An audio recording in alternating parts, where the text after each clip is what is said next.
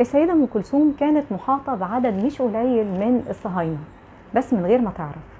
يعني مثلا سعاد زكي واحدة من المطربات اليهوديات اللي شاركوا الفنانة أم كلثوم في فيلم سلامة. سعاد زكي بتنتمي لأسرة برجوازية، والدها كان قاضي سوري وكانت شديدة التعصب للأفكار الصهيونية، وهي من أوائل الداعمين لدولة إسرائيل. لما وصلت سعاد زكي لسن 24 سنة اتعرفت على عازف القانون اللي برضه كان موجود في فرقة أم كلثوم، اسمه محمد العقاد الصغير، لأن في 2 محمد عقاد على فكرة. وهو كان عارف كل حاجة، هي ما خبتش عنه حاجة خالص. هو كان عارف انها يهودية وافكارها صهيونية، واتجوزوا وسافروا على امريكا. في امريكا محمد العقاد خان سعاد واضطرت انها تسيب له البلد بعد ما عرفت ان هو على علاقة بمنتجة امريكية، وطلبت الطلاق وسافرت على مصر. هناك عرفت انه اهلها سافروا على اسرائيل، وهي كمان لحقت بيهم.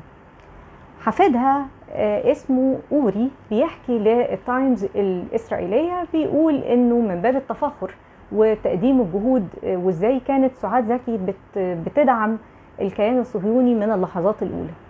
بيقول إنها سافرت 3 مرات قبل إعلان دولة إسرائيل، يعني قبل سنة 48، علشان خاطر تناصر وتساند القضية الصهيونية.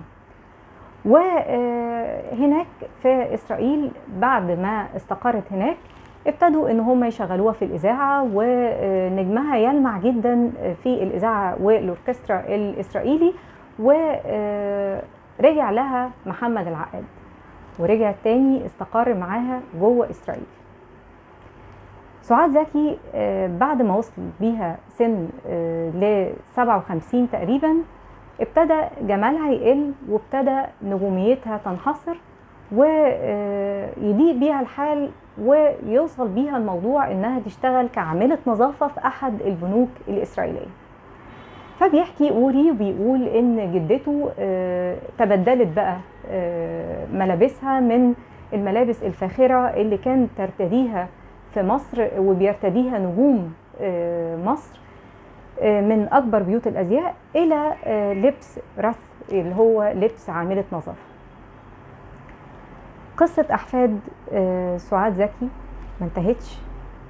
أحفاد سعاد زكي كمان ليهم حكاية، وللحديث بقية.